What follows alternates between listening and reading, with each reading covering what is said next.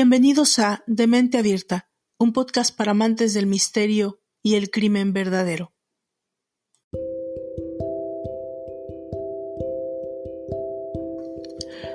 Todos los días podemos leer en la prensa o escuchar en la televisión noticias sobre crímenes, noticias sangrientas, hechos difíciles de comprender. Hay crímenes de oportunidad, asesinatos premeditados, cometidos por codicia, celos, luchas de poder, desórdenes mentales. Los más comunes, sin lugar a dudas, son los pasionales. Su frecuencia es increíble, lo mismo que el hecho de que frecuentemente son cometidos por personas maduras, hombres y mujeres que difícilmente pensaríamos que pudieran realizar tales actos de falta de cordura. Los motivos que desencadenan esta violencia, los llamados detonadores, tal vez no sean los más importantes en esos crímenes, porque es común que se trate de una relación conflictiva que ha ido acumulando tal vez a lo largo de su historia problemas, hostilidades, agresiones, celos y por lo tanto resentimientos difíciles de superar que terminan generando una tragedia. Los celos, muchas veces infundados, la inseguridad, la falta de confianza o comunicación pueden ser las causas más comunes cuando se trata de una pareja. Pero lo más grave es que estos asesinos siempre fueron una amenaza para su pareja o para su familia, ya que se trata por lo general de personalidades psicopáticas que, con toda una trayectoria de agresiones, finalizan quitándole la vida a los que dicen amar. La historia que hoy nos ocupa es un misterio, una historia que lamentablemente no encontró un fin, un cierre emocional para sus principales víctimas ni para sus protagonistas. Es una donde la lucha por el control y el poder detonaron la enfermedad psicopática de un hombre que en apariencia lo tenía todo: dinero, una mansión elegante, unos hijos adorables y una mujer hermosa. O tal vez no. Descubrámoslo juntos, en la tercera entrega de Mente Abierta, un podcast para amantes del misterio y el crimen verdadero. Esto es El secreto de Fotis, la historia de la desaparición de Jennifer Dulos. Yo soy Valdra Torres. Bienvenidos.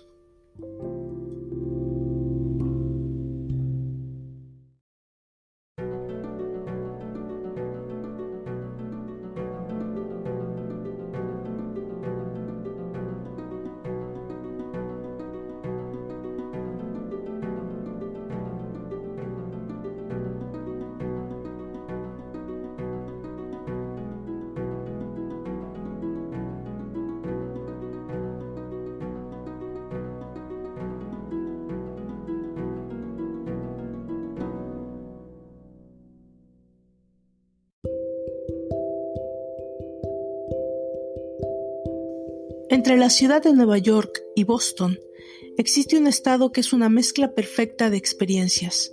Es un lugar donde conviven la naturaleza y la cultura, donde puedes pasar de la euforia a la calma en un instante y donde la historia se fusiona con el estilo contemporáneo. Ese paraíso se llama Connecticut. En Connecticut, el entretenimiento no está limitado por el clima. En verano puedes navegar en kayak por el Long Island Sound, el estrecho de Long Island.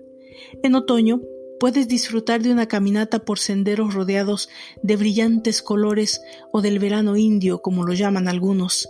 La diversión del invierno la encuentras en el esquí a campo traviesa o en la pesca en hielo, o bien en la celebración de la llegada de la primavera, en cualquiera de los numerosos festivales que se realizan en todo el estado. Puedes quedarte en Connecticut durante toda una semana o convertirla en tu base de operaciones para explorar Nueva Inglaterra. Pasar de las atracciones de la costa a las del interior no te tomará más que algunas pocas horas, por tierra o por agua. La historia está viva en Connecticut. La descubrirás hacia donde mires. La naturaleza y la cultura son fantásticas. Connecticut es un destino para los amantes de la naturaleza, los aventureros, los exploradores de todas las edades, donde puedes descubrir senderos escondidos, bajar río en balsa, lanzarte en tirolesa entre las copas de los árboles. También encontrarás estudios, galerías de arte, tranquilos salones en museos de renombre, si prefieres la aventura bajo techo, bebidas y gastronomía. Pero tampoco puedo cerrar esta sección del podcast sin mencionar lo que nos compete al máximo asesino en serie que vio nacer Connecticut, Michael Bruce Ross, un hombre brillante con un coeficiente intelectual de 122, pero a quien toda su vida lo acompañaron las memorias de una niñez atormentada y una enfermedad mental que derivó en que entre 1981 y 1984 violara y matara a 8 mujeres de entre 14 y 25 años en Nueva York y en Connecticut.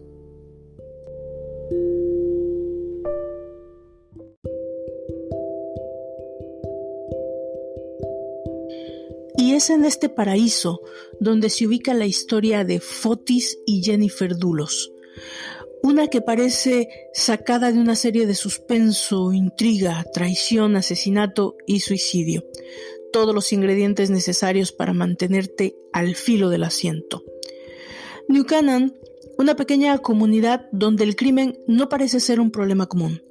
Se trata de una ciudad donde la seguridad es prioridad en las casas de los millonarios que eligen vivir allí. Es un área de vastas mansiones donde los brokers financieros, los exitosos empresarios y gente privilegiada puede pagar escuelas para sus hijos y todos los lujos posibles. La mañana del viernes 24 de mayo del 2019, en la residencia ubicada en el 69 West Lane, a las 7 de la mañana, iniciaba una jornada típica para la bloguera y madre de 5 hijos, Jennifer Dulos. Como todos los días de semana, ella llevó a sus hijos a la primaria New Canaan Country, la escuela privada a la que asistían. Alrededor de las 8:05, una de las cámaras del lugar del vecindario grababa su regreso a casa. Más tarde, a las 10 de la mañana para ser exactos, el sistema de cámaras de la propia casa muestra a la camioneta de Jennifer, una Chevrolet Suburban negra del 2017, saliendo de la residencia. La siguiente grabación muestra a la niñera de la familia de nombre Lauren Almeida entrando a la casa. Ya en el interior, Lauren encuentra extraño ver en la cocina una taza de té y una barra de cereal. Esto es el acostumbrado desayuno de Jennifer, que se encuentra, al parecer, sin ser tocado. Esto le pareció muy raro, debido a que después de 7 años de trabajar con la familia, conocía muy bien los hábitos de Jennifer, quien nunca salía de casa sin tomar su desayuno habitual. Durante la mañana, Lauren quiso tener contacto con Jennifer por medio de mensajes, pero no recibía respuestas. Más tarde, como a eso de las 4 de la tarde, ya un tanto alarmada, le hizo algunas llamadas, pero estas iban directo al buzón. Jennifer esa tarde dejó de asistir a varias citas programadas. Una de ellas incluía una cita médica importante en Nueva York, y dejó sin contestar muchas llamadas de conocidos y familia, lo que resultaba demasiado extraño debido a la personalidad puntual y responsable de esta madre de 50 años. Alrededor de las 6 de la tarde, una amiga cercana toma la decisión de hacer un reporte de desaparición y alrededor de las 8 de la noche inicia una investigación para saber qué es lo que podría haber pasado a Jennifer Dulos. El primer lugar de reconocimiento de la policía fue la casa, donde a simple vista parecía estar todo en orden. La casa estaba limpia, en las condiciones que siempre se encontraba. No había rastros de violencia ni de un posible robo y disturbio de la mansión Dulos. Pero al llegar al garage, la historia fue diferente. Allí la policía encontró rastros de sangre que inmediatamente fue llevada al laboratorio para ser analizada. Al día siguiente, Al no tener aún noticias de Jennifer, se da inicio a una búsqueda masiva alrededor del área de Framingham. Esta región se caracteriza por poseer varios parques y un bosque llamado Waveney Park. Esta decisión fue tomada debido a que las cámaras de vigilancia de la ciudad habían captado la camioneta de Jennifer dirigiéndose a esa área. Luego de varias horas de búsqueda, la camioneta fue localizada en uno de los estacionamientos públicos del bosque. Jennifer no se encontraba adentro. Los investigadores entonces decidieron llevar algunos perros rastreadores mientras la camioneta era llevada para ser analizada. Pero no había rastros de Jennifer por ningún lado. Los medios entonces comenzaron a acaparar la historia. Por medio de estos, pudimos conocer la historia de la familia Dulos, que comenzó muchos años atrás. Jennifer Farber Dulos nació el 27 de septiembre de 1968. Sus padres eran una familia de poderosos empresarios de Wall Street, pero Jennifer era un alma libre y diferente. Ella deseaba ser escritora y por eso se graduó en la Universidad de Brown y más tarde obtuvo una maestría de escritura en la Escuela de Artes de Tisch de la Universidad de Nueva York. Mientras ella todavía era una estudiante, conoció a un hombre muy interesante, apenas un año mayor que ella, y que estudiaba finanzas. Este hombre se llamaba Fotis Dulos, nacido en Turquía, criado en Atenas. Había migrado a Estados Unidos en 1986 para asistir a la Universidad de Brown, donde se graduó en 1989 con una licenciatura en matemáticas aplicada. Luego estudió licenciatura en economía y en 1997 obtuvo una maestría en finanzas y negocios internacionales en la Columbia Business School.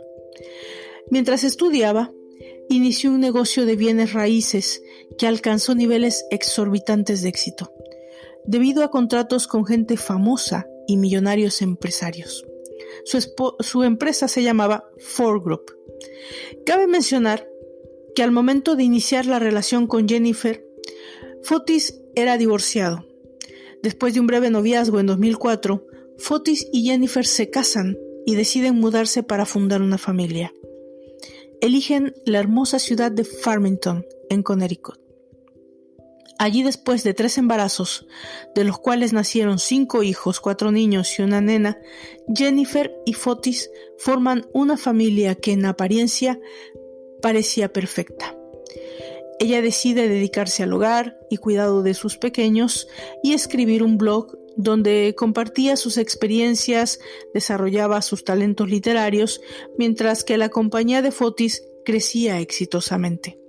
Todo parecía perfecto, hasta que en el año 2017 Jennifer interpone una demanda de divorcio. Al interponer esta demanda, ella alega que había descubierto que Fotis tenía una amante, una mujer de 44 años llamada Michelle Troconis, a quien Fotis había conocido en un resort y con quien tenía una relación paralela a su matrimonio hasta que Jennifer lo descubriera en enero del 2017. En junio del mismo año, Jennifer no puede más. No tolera esta situación conyugal y decide abandonar a Fotis. Abandona la casa junto con sus 5 pequeños y viaja a Nueva York. Cuando Fotis regresó a la mansión, al encontrarla vacía, llama al 911 para reportar el hecho. Dice a la operadora que estaba preocupado, pues su esposa había tomado a los niños y no se había podido comunicar con ellos. Jennifer entonces decide demandar por el divorcio. Inicia una lucha por la custodia de los niños, en donde había alegaciones perturbadoras de ambos lados. Por un lado, Jennifer alegaba que Fotis era un hombre abusador, manipulador, violento, que había llegado a amenazarla con cosas terribles a ella y a sus hijos. Por el otro lado, Fotis alegaba que Jennifer se negaba a las acusaciones que él le hacía a ella y abusaba de medicamentos controlados. Una semana después de interponer la demanda de divorcio, Jennifer alquila una mansión de lujo en New Canaan, en Connecticut, y se muda allí a vivir con sus 5 hijos. El divorcio se alargaba debido a que ninguna de las partes cedía respecto a la custodia de los nenes, y también porque estaban en juego varios millones de dólares. El nivel de intensidad del pleito legal no cesaba, pero ambos continuaron con sus vidas. Jennifer seguía viviendo sola con sus hijos, mientras Michelle Troconis y su hija de 7 años se habían mudado a la mansión de Fotis. Todo parecía tener un cauce normal hasta el momento de la desaparición de Jennifer el 24 de mayo del 2019. La policía de New Canaan no avanzaba en la investigación y el tiempo comenzaba a correr en su contra. Es entonces cuando deciden que el FBI debe tomar cartas en el asunto y mueven el centro de la investigación a la ciudad de Hartford. Las muestras de sangre que se habían encontrado en el garage dieron positivo y demostraban que se trataba de sangre de Jennifer. Pero había una particularidad.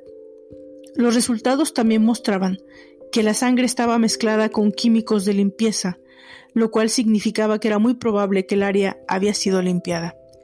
Aunque los rastros de sangre que se encontraron eran pocos, el área en el que parecía haberse realizado el supuesto asalto era grande, y al parecer la pérdida de sangre de Jennifer había sido mucha, tanta que sugería que nadie hubiera podido sobrevivir a tanta pérdida. Además de que, según declaraciones de la niñera del departamento, habían desaparecido productos de limpieza y toallas que permanecían un día anterior en la cocina, lo cual hacía sospechar que el sitio había sido limpiado con esos mismos productos. El primer sospechoso en la lista, pues era obviamente el esposo de Jennifer, Fotis, quien en un principio se mostró cooperativo, accediendo a ser interrogado, entregando su teléfono celular y permitiendo que su casa fuera allanada. Los registros de las torres de teléfono mostraban que Fotis se encontraba en su casa en el tiempo de la desaparición de Jennifer. Además, las búsquedas de su computadora también lo ubicaban a la hora de los hechos en su mansión. Unos días después, se filtraba la información de que Jennifer había escrito un libro en el que narraba la historia de una mujer que fingía su desaparición para culpar a su esposo. Qué conveniente, ¿no lo creen? Aunque la novela nunca fue publicada, se comprobó que era real y había sido escrita en verdad por Jennifer unos 17 años antes. Aunque la policía tenía la seguridad de que Jennifer había escrito esta novela, no podían dar por hecho que se tratara de una prueba que demostrara nada. La familia de Jennifer también en ese momento rompió el silencio y declararon que era una falta de respeto y una tontería que una novela escrita casi 2 décadas atrás pudiera representar algo que probara que Jennifer hubiera fingido su desaparición. La investigación en ese momento sufrió un estancamiento. La policía no había podido situar al primer sospechoso, Fotis Dulos, en el lugar de los hechos, y el escándalo de la novela había alentado la posibilidad de un caso de venganza. El FBI entonces decide reiniciar la investigación tomando otros parámetros de búsqueda.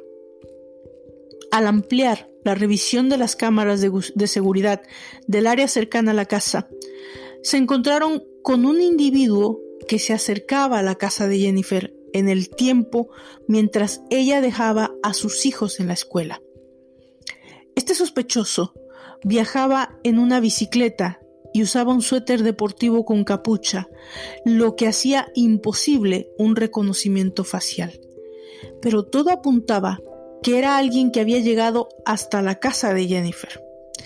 También las cámaras de vigilancia captaron una camioneta pick-up de color rojo en el área que determinaron como sospechosa debido a que es captada entrando y saliendo del parque donde había sido encontrada la camioneta de Jennifer con una bicicleta en la parte posterior. Toda esta atmósfera sugería que este individuo había llegado a la casa de Jennifer en el momento que ella había regresado de dejar a sus pequeños al colegio.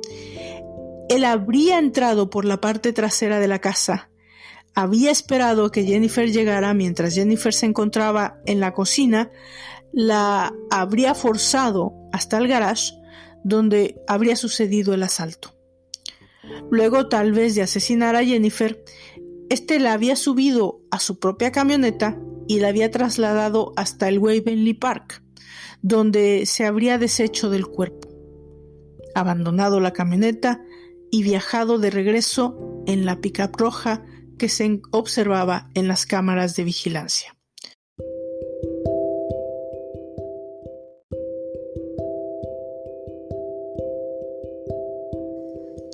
Todo esto resultaban simplemente conjeturas, mientras no identificaran al dueño de la camioneta pick-up roja.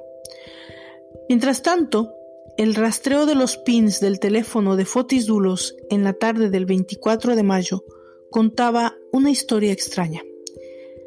Lo ubicaban en la ciudad de Hartford, una ciudad a casi 100 millas de distancia de su casa.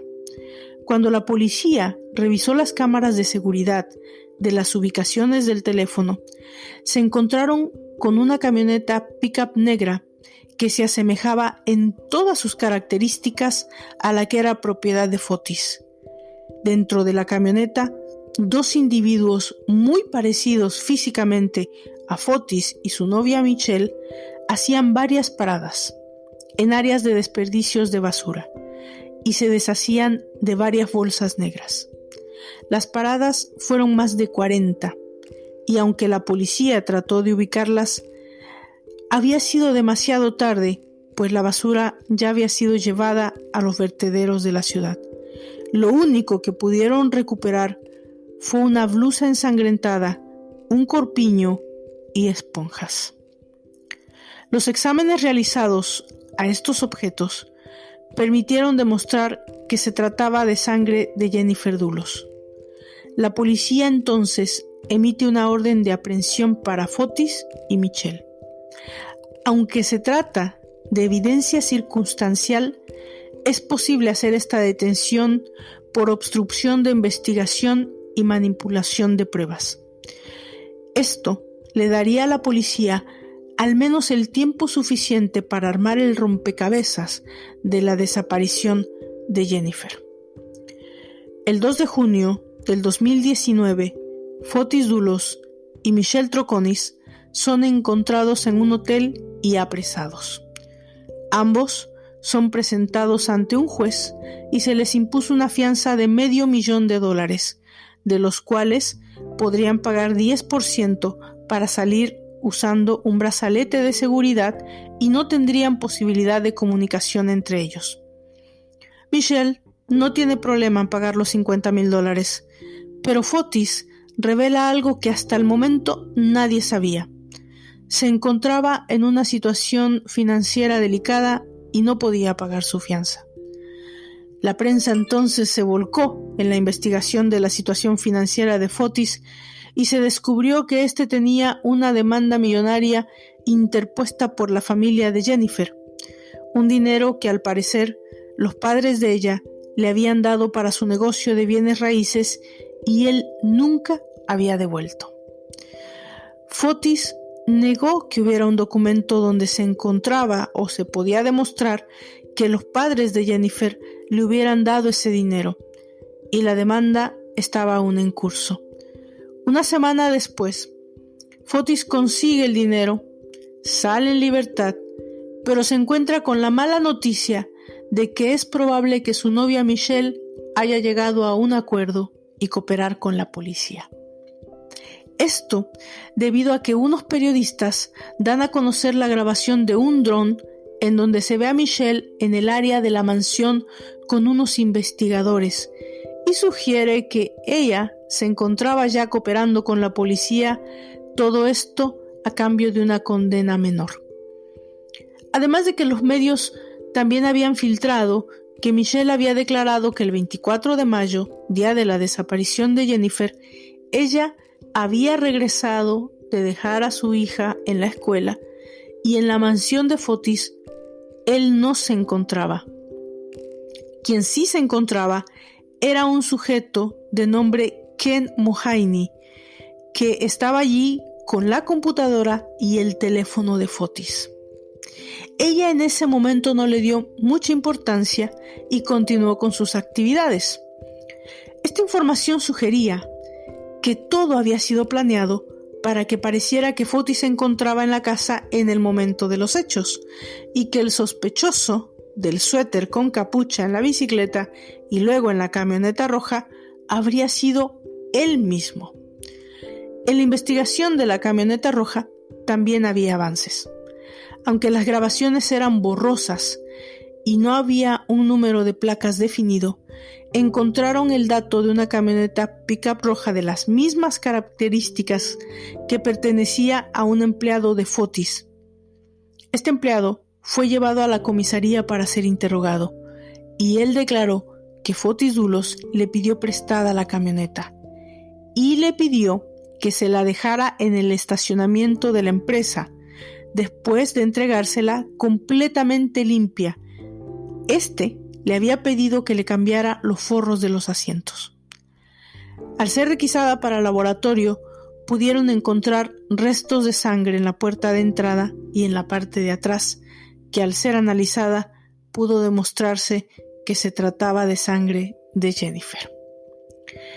Hasta el momento, todas estas piezas, estas 1000 piezas, resultan circunstanciales, porque lo más importante aún no existe. Todavía no existe un cuerpo. El FBI entonces interroga a Ken Mohaney, el amigo de Fotis, que menciona a Michelle en su declaración, ¿recuerdan? Y que al parecer ayudó a encubrir el rastro al quedarse en casa de Fotis con su teléfono y su computadora haciendo llamadas que pudieran crear una coartada creíble. Es entonces cuando otra historia comienza a develarse.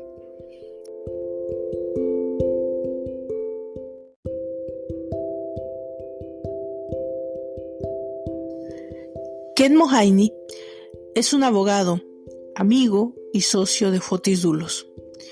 Un vecino de él dio a conocer que días antes de la desaparición de Jennifer habría contratado los servicios de una compañía de limpieza, mismos que permanecieron por varios días en su casa. Además, su exesposa había interpuesto una demanda contra él, aduciendo que se encontraba en peligro de muerte. Debido a esta historia, los medios sugerían que ambos, amigos y socios, habían planeado asesinar a sus esposas, ayudándose mutuamente. Pero igual, todo seguía siendo algo con evidencias completamente circunstanciales. Revelaciones posteriores de la investigación revelaron que en agosto del 2019, en una propiedad de Mohaney, se encontró un hoyo que al parecer era una tumba, pero no encontraron un cuerpo o rastro alguno de Jennifer.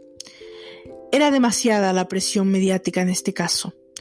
La madre de 5 pequeños que simplemente había desaparecido de su casa. Todas las pruebas circunstanciales en contra de Fotis Dulos, aunque eran tantas, no parecían suficientes. Fotis seguía pidiendo a las autoridades la custodia de sus 5 hijos, a quienes hasta ese momento no tenía permitido ver. No podía resultar peor la situación de Fotis, ya que todo parecía resultar en que Michelle estaba cooperando con la policía y era cuestión de tiempo para que se llevara a cabo un juicio por asesinato en contra de él. El martes 28 de enero del 2020, Anna Curry, amiga de Fotis, quien alegadamente había sido quien pagó la fianza y que actualmente compartía con él en su mansión, salió a comprar víveres. Recordemos que Fotis se encontraba en cárcel domiciliaria, en espera de la resolución del juez para ser llevado a juicio. Al regresar a la mansión, Ana se encuentra con que Fotis ha desaparecido, Llama de inmediato a la policía, quienes buscan por todos lados hasta descubrir que la puerta del garage ha sido asegurada. Cuando la abren, descubren a Fotis dentro de su camioneta inconsciente. Ha abierto el conducto de monóxido de carbono. En ese momento es trasladado de inmediato a un hospital local en un esfuerzo por salvar su vida. Allí es declarado con muerte cerebral. Más tarde fue trasladado a un hospital en Nueva York, mientras su familia en Grecia llega a Estados Unidos. La policía da a conocer entonces una nota de suicidio que al parecer Fotis dejó en la casa. 2 días más tarde, y en un extraño e inesperado acto, la familia decide desconectar a Fotis Dulo de las máquinas que lo mantenían con vida, y es declarado muerto el 30 de junio del 2020 en el Jacobi Medical Center de Nueva York. Muchas versiones corren alrededor de esta trágica historia, pero ninguna ha podido aclarar en absoluto la completa culpabilidad, pero tampoco la inocencia de Fotis Dulos. Sus defensores aseguran que era un hombre inocente con mucha mala suerte, debido a todas las pruebas circunstanciales en su contra. Y por otro lado, sus detractores lo retratan como un hombre culpable y cobarde, incapaz de afrontar las consecuencias de sus actos frente a la injusticia de los hombres. Un ser humano cuya ambición y deseo de venganza planeó el asesinato de la madre de sus 5 hijos, trató de esconder sus rastros, manipular evidencia, pero que al verse traicionado por sus cómplices, no tuvo el coraje de enfrentar a la justicia. Esta es la traducción literal de la carta de suicidio de Fotis. 28 de enero del 2020. Si estás leyendo esta carta, es que yo ya no estoy aquí. Me rehúso a pasar incluso 1 hora más en prisión por algo que yo no hice. Es suficiente. Si tengo que morir para que acabe esto, pues que así sea. Quiero declarar también que Michelle Troconis y Ken Mohaney no tienen nada que ver con la desaparición de Jennifer. Pido al Estado que los deje libres. Quiero pedir también que paren de acosar a mis amigos Andreas Tutsiardis y Anna Curry, quienes son personas honorables. Por favor, hagan saber a mis hijos que los amo y haría cualquier cosa por ellos, pero lamentablemente todos tenemos un límite y yo sé que la policía no va a descansar hasta que yo me pudra en la cárcel. Mi abogado puede aclarar lo que sucedió con las bolsas en Albany Avenue. Todo lo demás es una fabricación de la justicia. Quiero agradecer a mi familia y amigos que se mantuvieron pendientes de mí durante estos tiempos difíciles, pero sobre todo a ti, Ana. Siento mucho defraudarte y no continuar luchando. Fotis. Así firma, solo con un nombre en una breve nota sobre una hoja sencilla de papel escrita a mano. Esta es una historia con un final inesperado, completamente inesperado. Jennifer Dulos, o el cuerpo de Jennifer Dulos, sigue sin aparecer. Fotis se ha llevado consigo el secreto, la verdad en cuanto a todo lo que sucedió con la desaparición de su esposa. En cuanto a los otros protagonistas, ninguno se atreve a declarar y el silencio hasta ahora es abrumador. Sencillamente, nadie habla. Y dudo mucho que alguna vez haya respuestas. Yo personalmente creo que Jennifer nunca será encontrada y que el secreto de Fotis permanecerá intacto. Pero, ¿ustedes qué opinan? ¿Creen que exista la posibilidad de que haya sido inocente? o simplemente un hombre a quien la culpa rebasó, llevándolo al límite de su resistencia. Yo creo que al final las víctimas verdaderas han sido sus 5 hijos, quienes han quedado bajo la custodia de su abuela materna, quien los mantiene alejados de las cámaras y los medios de comunicación lo mejor que puede, y también por ahora, porque algún día crecerán. Pero bueno, hemos llegado al final de este tercer capítulo, de esta tercera entrega de la primera temporada de Mente Abierta, un podcast para amantes del misterio y del crimen verdadero.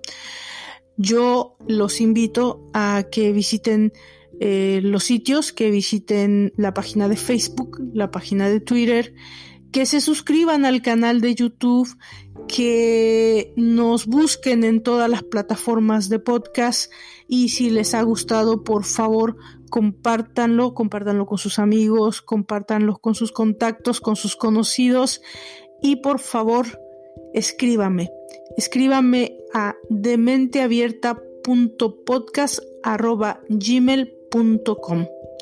Yo soy Valdra Torres, me despido de ustedes hasta la próxima entrega, hasta la 4ª entrega de Mente Abierta, un podcast para amantes del misterio y del crimen verdadero. Hasta la próxima.